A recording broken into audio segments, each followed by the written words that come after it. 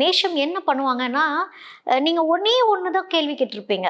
ஏங்க இங்கேருந்து அந்த பக்கத்து தெருக்கு எப்படி போறதுன்னு கேட்டா, இப்படி போய் இப்படி ரைட்ல திரும்புனா வந்துரும். அப்படி அவங்க சொல்ல மாட்டாங்க.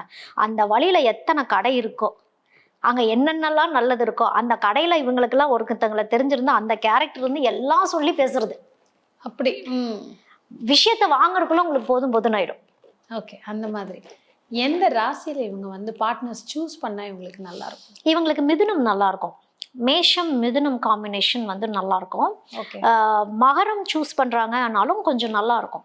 மேஷம் மகரம் ஏன்னா இவங்க 2 பேருமே வந்து 2மே ஆடு கேட்டகரியில தான் வருவாங்க. மகரம் வந்து கொஞ்சம் மெச்சூர்டு ஆடு கேட்டகரியில வருவாங்க. இந்த 2 ஆடுங்களையுமே ஏமாறக்கூடிய ஆடுங்கள் தான். இந்த 2 ஆடுங்களுமே ஒருத்தர் ஆறுதல் சொல்லிக்கக்கூடியவங்களா இருப்பாங்க. அதனால ஓரளவுக்கு செட் ஆயிடுவாங்க.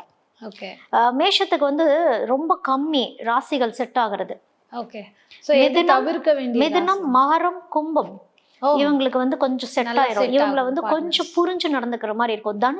தனுசு பெரும்பாலும் தனுசு கிட்ட அட்ராக்ட் ஆவாங்க. பட் டிட்டாச்மெண்ட் ஆகிறதுக்கு ரெடியா இருந்துக்கணும்.